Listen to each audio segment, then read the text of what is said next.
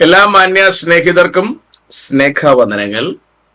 ക്രിക്കറ്റിന്റെയും ഫുട്ബോളിന്റെയും ഒക്കെ കമന്ററി പറയുന്ന ആ ത്രില്ലിലാണ് ഇന്ന് ഇസ്രായേൽ കൊന്നു തള്ളുന്ന ആൾക്കാരുടെ എണ്ണത്തെക്കുറിച്ച് ഓരോ ചാനലുകാരും പറഞ്ഞുകൊണ്ടിരിക്കുന്നത്. എല്ലാവരും ഭയങ്കര ത്രില്ലിലാണ്. മനുഷ്യരാണ് ചത്തുവീഴുന്നത് എന്ന ഒരു ചിന്ത പോലും ഇപ്പോൾ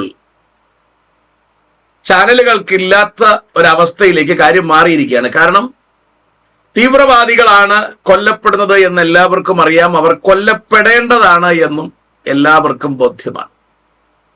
അതുകൊണ്ട് തന്നെ വളരെ ത്രില്ലായിട്ട് എന്ന് പറഞ്ഞാൽ ലോകത്തിന് തന്നെ തലവേദനയായേക്കാവുന്ന, ലോകത്തിന്റെ നാശത്തിന് തന്നെ കാരണക്കാരായവരെ കൊന്നു തള്ളുന്നതിന്റെ സന്തോഷത്തിലാണ് എല്ലാ ആൾക്കാരും. അതിന് ഇന്ന മതക്കാരെന്നോ ഇന്ന പാർട്ടിക്കാരെന്നോ വ്യത്യാസമില്ല.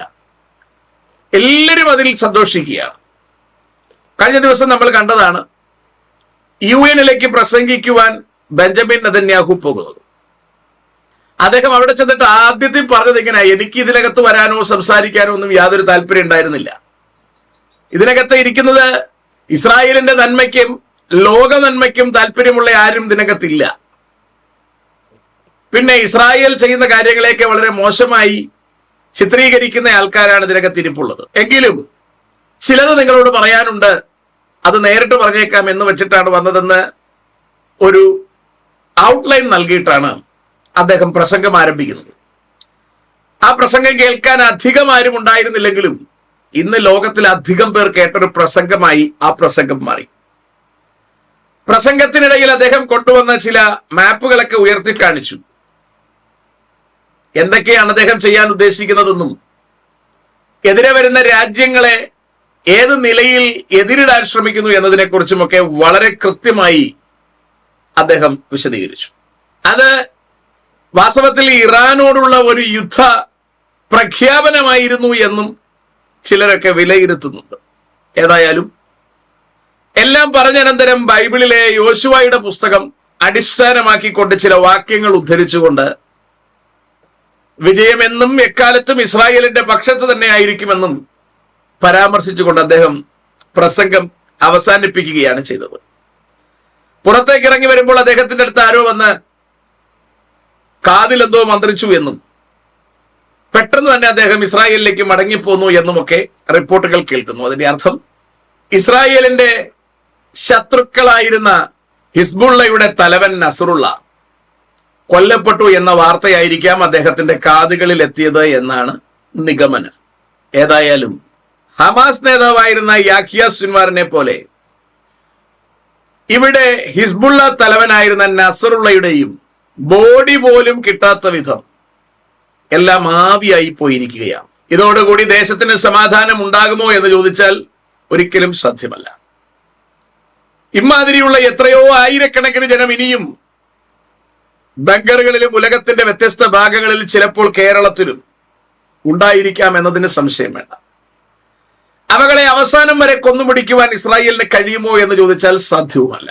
ഇവരെയൊക്കെ കൊന്നൊടുക്കേണ്ടത് അത്യന്താപേക്ഷിതമാണെന്ന് എല്ലാവർക്കും അറിയാമെങ്കിലും ഇവരൊക്കെ തന്നെയാണ് ഇവരെ വളർത്തുന്നത് എന്നുള്ളതും ഖേദകരമായ ഒരു കാര്യമാണ്. ഇവിടെയാണ് എന്റെ ചോദ്യത്തിന്റെ പ്രസക്തി വരുന്നത്. ആരാണ് യഹ്യ സിൻവാറിനെയും നസറുള്ളയും ഒക്കെ കൊലപ്പെടുത്തിയത്? കൊലപ്പെടുത്തിയതിന്റെ കാരണക്കാരൻ ആരാണ്? അതുപോലെ ആയിരക്കണക്കിന് ആൾക്കാർ, ബിൻ ലാദൻ അടക്കമുള്ളവരെ കൊലപ്പെടുത്തിയത് ആരാണ്? സദാം ഹുസൈൻ കൊല്ലപ്പെടാനുണ്ടായ കാരണക്കാരനാരാണ്? നിങ്ങൾ ഒറ്റ വാക്കൊന്ന് ശ്രദ്ധിച്ചാൽ മനസ്സിലാവും. എല്ലാ കൊലപാതകങ്ങളുടെയും പുറകിലെ പ്രധാന ശില്പി മുഹമ്മദാണ്. ഇവരെല്ലാവരും സമാധാനത്തിന്റെ പ്രവാചകനായി തെറ്റിദ്ധരിക്കപ്പെട്ടിരിക്കുന്ന മുഹമ്മദാണ് ഈ മനുഷ്യരെ മുഴുവൻ ഇപ്പരുവത്തിന് കൊന്നുകൊണ്ടിരിക്കുന്നത്.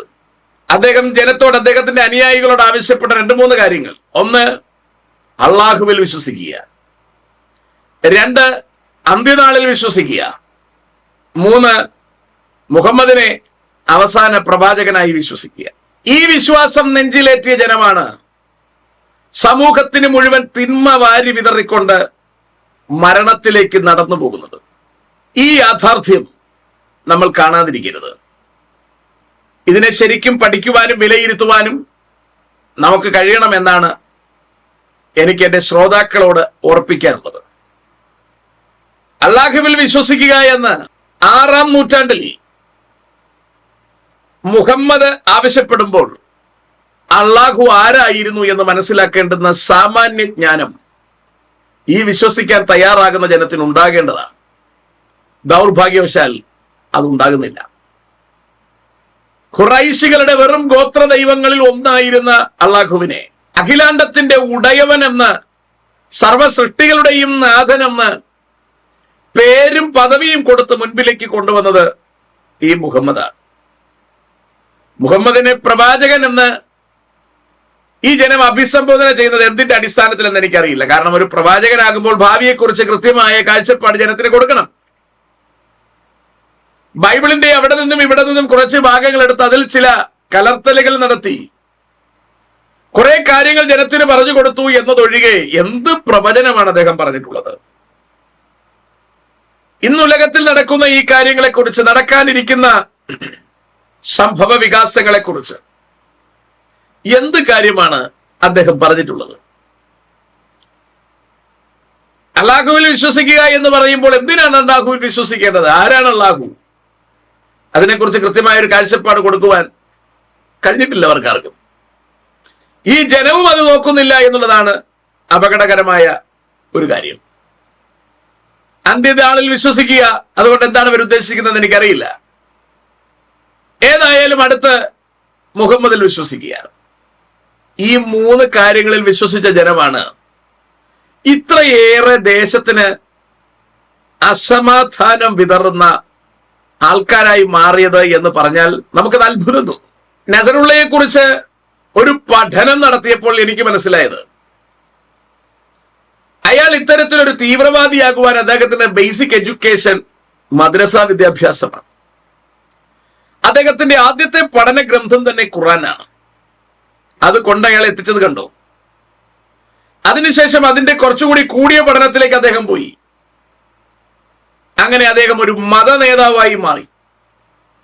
ഒരേ സമയം മത നേതാവും രാഷ്ട്രീയ നേതാവും ഭീകരവാദ സംഘടനയുടെ നേതാവുമായി നസറുള്ള മാറി.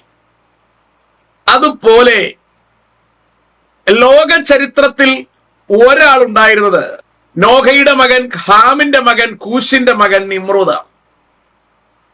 അയാളുടെ രാജ്യവും ബാബേൽ തന്നെയായിരുന്നു.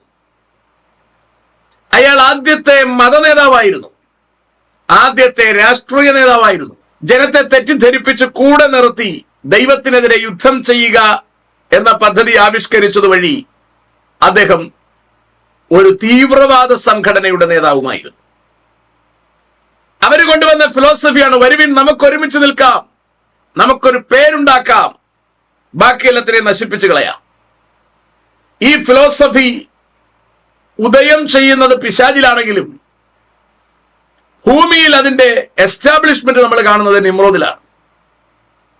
ഏതായാലും ആ തലച്ചോറ് തന്നെയാണ് നമ്മൾ നസറുള്ളയിലും കാണുന്നത്. ബിൻ ലാദനും വ്യത്യസ്തനല്ല.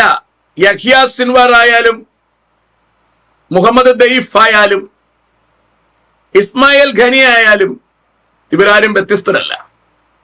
ഇവരുടെ എല്ലാം തലച്ചോറിൽ ലോഡ് ചെയ്യപ്പെട്ടിരിക്കുന്നത് ഈ തത്വശാസ്ത്രമാണ്. ആ തത്വശാസ്ത്രം കൊണ്ടുവന്ന പരാജയങ്ങളും നാശവുമാണ് നമ്മൾ ഇന്ന് കണ്ടുകൊണ്ടിരിക്കുന്നത്. നമ്മുടെ കേരള മണ്ണിൽ പോലും ഇത് അതിശക്തമായി നിലനിൽക്കുന്നു എന്ന് പറഞ്ഞാൽ നമ്മൾ ഞെട്ടലോടെ അതിനെ കാണാൻ നിവർത്തിയുള്ളൂ എന്നാണ് ഞാൻ ഗ്രഹിക്കുന്നത്. എനിക്ക് എന്റെ കേൾവിക്കാരോട് ഓർപ്പിക്കാനുള്ളത്, നിങ്ങൾ ഇത്തരത്തിലുള്ള ആൾക്കാർ, നിങ്ങൾക്ക് ഒരാളെയെങ്കിലും പരിചയമുണ്ടെങ്കിൽ അവരോട് കാര്യങ്ങൾ പറഞ്ഞ് ബോധ്യപ്പെടുത്തി കൊടുക്കുവാൻ ശ്രമിക്കണം. അവരോ അവരുടെ അടുത്ത തലമുറക്കാരോ നാളെ ഈ സമൂഹത്തിലെ ഒരു തീവ്രവാദി നേതാവായി മാറിപ്പോകാതിരിക്കാൻ ചിലപ്പോൾ നിങ്ങൾ വായ തുറന്ന് പറയുന്നത് അവർക്ക് ഗുണപ്പെട്ടേക്കാം. ഇസ്ലാം എന്ന മതത്തെ ഇവിടെ നശിപ്പിച്ചു കളയുക എന്നുള്ളതല്ല നമ്മുടെ ടാർഗറ്റ്. ആ തത്വശാസ്ത്രം തീരുക തന്നെ വേണം. കാരണം അത് അന്യമതങ്ങളെ നശിപ്പിക്കുന്ന ഒരു ഫിലോസഫിയാണ്. അത് ദേശത്തിൽ അസമാധാനം ഉണ്ടാക്കുന്ന തത്വശാസ്ത്രമാണ്. മുഴുവൻ ഇസ്ലാം ആയിരുന്നാൽ പോലും തമ്മിൽ തല്ലി ചാകുന്ന ഒരു തത്വശാസ്ത്രമാണ്. അതുകൊണ്ട് അതിന്റെ അവസാനം വരെയുള്ള നാശം നമ്മുടെ ആഗ്രഹമായിരുന്നാലും അത് നടപ്പിലാകില്ല. ഏതായാലും ഉലകത്തിലെ സകല രാജ്യങ്ങളും ഇപ്പോൾ അതിനെതിരെ ഒരു കൃത്യമായ കണക്കുകൂട്ടലോടുകൂടി പോരാട്ടം നടത്തുന്നുണ്ട്. അതതിന്റെ പൂർത്തീകരണത്തിൽ കൊണ്ടെത്തിക്കാൻ കഴിയുമെന്നൊന്നും എനിക്ക് വിശ്വാസമില്ല. കാരണം ഈ ലോകം മുഴുവൻ പിശാചിന്റെ അധീനതയിൽ കർത്താവ് കൊടുത്തിരിക്കുന്നു എന്നും മുഴു ലോകവും നാശത്തിന് വേണ്ടി തയ്യാറായിക്കൊണ്ടിരിക്കുന്നു എന്നും വിശുദ്ധ വേദപുസ്തകം അടിവരയിട്ട് സംസാരിക്കുമ്പോൾ അത് സംഭവിക്കാതിരിക്കാൻ നിവൃത്തിയില്ല. അതുകൊണ്ട് അത് വളരുക തന്നെ ചെയ്യും. അതുകൊണ്ടാണ് ഞാൻ ഓർപ്പിച്ചത്, ഇസ്രായേൽ മുഴുവൻ ഭീകരവാദത്തെയും തീർത്ത് അവസാനത്തെ ഇസ്രായേൽ വരെ സമാധാനമായി ഉറങ്ങുന്ന ഒരു അന്തരീക്ഷം ഉണ്ടാക്കിയിട്ട് യുദ്ധം അവസാനിക്കൂ എന്ന് ബെഞ്ചമിൻ നെതന്യാഹു UN പറഞ്ഞാൽ അത് നടക്കുന്ന സ്വപ്നമല്ല. കാരണം ഈ മുഴു ലോകവും പിശാചിന്റെ അധീനതയിലാണ്. ആരെ വിഴുങ്ങേണ്ടു എന്ന് പിശാച് അലഞ്ഞു ചുറ്റി അലറുന്ന സിംഹത്തെ പോലെ നടക്കുന്നു എന്ന് തിരുവെഴുത്ത് പറയുന്നു. അപ്പോൾ ആരെ വിഴുങ്ങണം, ആരെ അകത്താക്കണം, ആരെ നശിപ്പിക്കണമെന്ന് അലറിക്കൊണ്ടടുക്കുന്ന സിംഹത്തെ പോലെ, സിംഹമല്ല സിംഹത്തെ പോലെ ഈ ചെകുത്താൻ വ്യാപിച്ചുകൊണ്ടിരിക്കുകയാണ്. ഗവൺമെന്റ് ചെലവിലാണ് ഈ തിന്മ വളർത്തുന്നതെന്നറിയണം. കഴിഞ്ഞ ദിവസം ഒരു ന്യൂസ് ചാനലിൽ പറയുന്നത് എന്റെ ശ്രദ്ധയിൽപ്പെട്ടു. അവർ പറഞ്ഞിരിക്കുന്നത് എല്ലായിടങ്ങളിലും മദ്രസകൾ കേന്ദ്രമാക്കിയിട്ടാണ് ഈ തീവ്രവാദം പ്രചരിപ്പിക്കുന്നത്, പഠിപ്പിക്കുന്നത്. ഇത് വളരെ സത്യമായ കാര്യമാണ്. മദ്രസ വിദ്യാഭ്യാസങ്ങൾ കൃത്യമായി മോണിറ്റർ ചെയ്യപ്പെടണം. വളരെ കുഞ്ഞുങ്ങളെ കൊണ്ടുചെന്ന് അവരുടെ തലച്ചോറിനകത്തേക്ക് അന്യമത വിദ്വേഷവും ജൂതവെറുപ്പും ക്രൈസ്തവ വെറുപ്പും ഒക്കെ കുത്തി നിറയ്ക്കുകയാണ്. കൊച്ചു കുഞ്ഞുങ്ങളെ തന്നെ പിശാചിന്റെ അടിമയാക്കി മാറ്റുകയാണ്. കുറച്ചു നാളുകൾക്കൊക്കെ മുമ്പ് നമുക്ക് വളരെ സന്തോഷത്തോടും സമാധാനത്തോടും നടക്കുവാൻ കഴിയുമായിരുന്ന ദേശത്തൊക്കെ ഇന്നതിന് സാധ്യതയില്ലാത്ത വിധം പൈശാചിക വ്യാപാരം നിറഞ്ഞിരിക്കുകയാണ്. ഇതിനെതിരെ നമുക്ക് കഴിയുമെങ്കിൽ പോരാടാം. നമ്മുടെ കൂടെ ഇവിടെ ജനിക്കുന്ന നമ്മുടെ സഹോദരങ്ങൾ നാളെ തീവ്രവാദികളുടെ ലിസ്റ്റിൽപ്പെട്ട് കൊല്ലപ്പെടാതിരിക്കുക എന്നുള്ളത് നമ്മുടെ ആഗ്രഹമാകയാൽ ഇവരോട് പറഞ്ഞു കൊടുക്കാനുള്ള ശ്രമം നമുക്ക് നടത്താം. നമ്മൾ ഉറങ്ങിപ്പോകരുത്. ഗൗരവത്തോടുകൂടി നമ്മൾ ഈ ചുമതല ഏറ്റെടുക്കണമെന്നാണ് എനിക്ക് എന്റെ കേൾവിക്കാരോട് ഓർപ്പിക്കാനുള്ളത്. നിങ്ങളുടെ സുഹൃത്തുക്കളായ അല്ലാഹുവിലും അന്ത്യദിനത്തിലും വിശ്വസിക്കുന്ന എല്ലാവരോടും നിങ്ങൾ കാര്യങ്ങൾ പറഞ്ഞു കൊടുക്കാൻ തയ്യാറാകണം. ഇസ്രായേലിനെ നശിപ്പിക്കുവാൻ അതീവ തയ്യാറെടുപ്പോടുകൂടി നിന്ന ഹിസ്ബുള്ളയുടെ നേതാക്കന്മാർ ഭൂമിക്കടിയിൽ അവരുടെ സെക്രട്ടേറിയറ്റ് ഉണ്ടാക്കി അതിന്റെ അകത്തായിരുന്നു അവരുടെ താവളം. അതിന്റെ മുകളിൽ സാധാരണക്കാരുടെ വീടുകൾ. അതാണ് കഴിഞ്ഞ ദിവസം ഇസ്രായേൽ അറബിക് ലാംഗ്വേജിൽ തന്നെ അവിടെ അറിയിച്ചു, നിങ്ങൾ സ്ഥലം വിട്ടുകൊള്ളുക, ഈ സ്ഥലം ബോംബ് ചെയ്യാൻ പോവുകയാണ്. എനിക്ക് തോന്നുന്നു നസറുള്ളയും ടീമുകളും പ്രതീക്ഷിച്ചിരുന്നത് തൊലിപ്പുറത്തെ ഒരു യുദ്ധം പോലെ പുറത്തെ ബിൽഡിങ്ങുകളെ തകർത്തുകൊണ്ടൊരു യുദ്ധം കടന്നു പോകുമെന്നായിരിക്കും അവർ കരുതിയത്. പക്ഷേ ഇസ്രായേലിന്റെ ബോംബിനെ കുറിച്ച് രണ്ടഭിപ്രായങ്ങൾ പറയുന്നു. ഒന്ന് 10,000 കിലോ എന്ന് പറയുന്നു, ചില വാർത്തകൾ 10,000 ടൺ എന്ന് കേട്ടു. ഏതായാലും 10,000 കിലോ ആയാലും ഒരു ബോംബ് വന്ന് വീണ് ഭൂമിയെ തുരന്ന് ഭൂഗർഭ അറകളിൽ ചെന്നിട്ട് അവിടെയാണത് ബ്ലാസ്റ്റ് ആയിരിക്കുന്നത്. ഏതായാലും നസറുള്ളയൊക്കെ പുകയായോ ആവിയായോ പോയി എന്ന് നമ്മൾ മനസ്സിലാക്കുമ്പോഴും അയാൾ രക്ഷിക്കപ്പെട്ടിരുന്നു എങ്കിൽ അയാൾക്ക് ദൈവം കൊടുത്തിരിക്കുന്ന വില മുഴുവൻ ലോകത്തെക്കാൾ വിലയാണ്. ഒരു പാപി മാനസാന്തരപ്പെട്ടാൽ അയാൾക്ക് മുഴുവൻ ലോകത്തെക്കാളും വില അയാളുടെ സൃഷ്ടാവായ ദൈവം ഇട്ടിരിക്കുമ്പോൾ ആ മനുഷ്യന് രക്ഷയ്ക്കുള്ള യാതൊരു സ്കോപ്പും കൊടുക്കാതെ നുണക്കഥകൾ പറഞ്ഞ് പറ്റിച്ച് അവരെ അടിമയാക്കി സ്വർഗത്തിൽ ചെല്ലുമ്പോൾ അവിടെ സെക്സും മദ്യവും ഉണ്ടെന്ന് പറഞ്ഞ് പ്രലോഭിപ്പിച്ച് മരണത്തിലേക്ക് അവരെ നടന്നു നീങ്ങാൻ വഴിയൊരുക്കി വച്ചിരിക്കുന്നു. 300ഓളം പേർ കഴിഞ്ഞ ദിവസം പുകയായി പോയി എന്നാണ് നമ്മൾ കേൾക്കുന്നത്. മാന്യ സുഹൃത്തുക്കളെ, അടിസ്ഥാനരഹിതമായ ഒരു തത്വശാസ്ത്രത്തിന് വേണ്ടി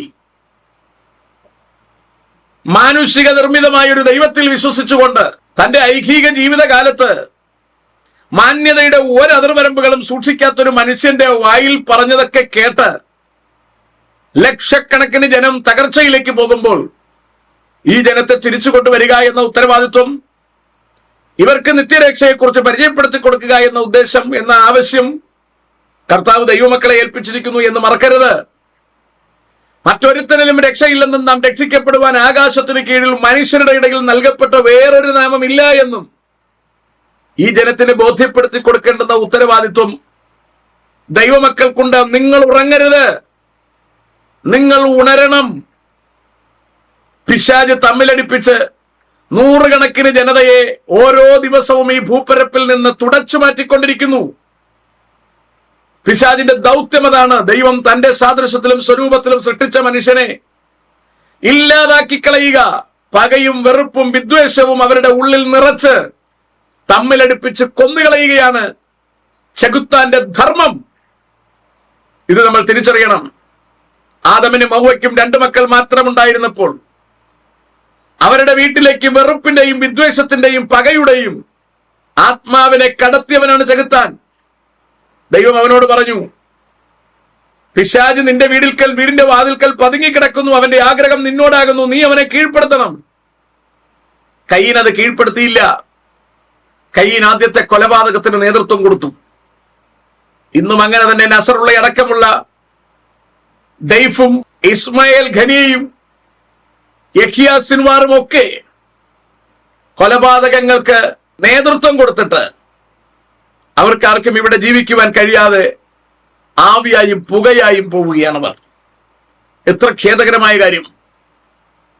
ദൈവം തന്റെ ജനത്തെ സമാധാനത്തോടും സന്തോഷത്തോടും ജീവിക്കുവാൻ ആഗ്രഹിച്ച് ആക്കി വച്ചിരുന്ന ദൗത്യങ്ങളിൽ നിന്ന് പിശാച് അവരെ വഴിപിഴപ്പിച്ചിരിക്കുന്നു, നശിപ്പിച്ചിരിക്കുന്നു. അവരെ രക്ഷിക്കുവാനുള്ള ലൈഫ് സേവിംഗ് മെഡിസിൻ സുവിശേഷം നമ്മുടെ കയ്യിലിരിപ്പുണ്ട്. നല്ല വിശേഷമാണത്. എല്ലാവർക്കും വിശ്വസിക്കുവാൻ യോഗ്യമായത്, സകല മാനവകുലത്തെയും പാപത്തിൽ നിന്ന് വീണ്ടെടുക്കുവാൻ വന്ന നസറയനായ യേശുക്രിസ്തു. ആ യേശുക്രിസ്തുവിനോടുള്ള നിത്യജീവൻ തിരുവഴുത്തിനകത്തുള്ളത് കഴിയുന്നിടത്തോളം ഉച്ചത്തിൽ വിളിച്ചു പറഞ്ഞ് മാക്സിമം ജനത്തെ രക്ഷിക്കുക എന്ന ഉത്തരവാദിത്വം ഓരോ ക്രൈസ്തവനും ഏറ്റെടുക്കണം. ഇത് നമുക്ക് ഉറങ്ങാനുള്ള സമയമല്ല, ഇത് ഉണർന്നു പ്രവർത്തിക്കുവാനുള്ള സമയമാണ്. പിശാച് തനിക്ക് അല്പകാലമേ ഉള്ളൂ എന്ന് ഗ്രഹിച്ച് അതീവ കരുതലോടെ അവൻ ചുറ്റിത്തിരിഞ്ഞ് നടക്കുമ്പോൾ ജനത്തിന് സത്യത്തെക്കുറിച്ച് വിളിച്ചു പറയുക നമ്മുടെ ഉത്തരവാദിത്വമാണ്. ജനം വിശ്വസിച്ചാലും വിശ്വസിച്ചെങ്കിലും ദിസ് ഈസ് അവർ ഡ്യൂട്ടി. ഉറങ്ങരുത്, അലസരായിരിക്കരുത്. ഇനിയൊരു അവസരം നമുക്ക് ലഭ്യമാവില്ല. ജനത്തോട് സത്യം വിളിച്ചു പറയുക. രക്ഷപ്പെടുന്നവൻ രക്ഷപ്പെടട്ടെ, കേൾപ്പാൻ ചെവിയുള്ളവൻ കേൾക്കട്ടെ, രക്ഷപ്പെടാൻ താല്പര്യമുള്ളവർ രക്ഷപ്പെടട്ടെ. മോശ മരുഭൂമിയിൽ താമ്രസർപ്പത്തെ ഉയർത്തിയതുപോലെ മനുഷ്യപുത്രനെ ഉയർത്തിപ്പിടിക്കാം. മുഹമ്മദ് നബി മനുഷ്യപുത്രനെ താഴ്ത്തിക്കെട്ടിയെങ്കിൽ അതിലൂടെ മാനവകുലത്തെ മുഴുവൻ ഇമാതിരി തകർച്ചയിലേക്ക് കൊണ്ടെത്തിക്കുവാൻ അയാൾക്ക് കഴിഞ്ഞു എങ്കിൽ നമുക്ക് നമ്മുടെ കർത്താവായ യേശുക്രിസ്തുവിനെ ഉയർത്തിപ്പിടിക്കാം. അവങ്കലേക്ക് നോക്കുന്നവർ രക്ഷ പ്രാപിക്കട്ടെ, അവർ നിത്യതയ്ക്കൊരുങ്ങട്ടെ. ഈ ലോകം പിശാചിന്റെ അധീനതയിലാണ്. കരുതലോടെ മുന്നേറാം. ദൈവം നമ്മെ അനുഗ്രഹിക്കുമാറാകട്ടെ.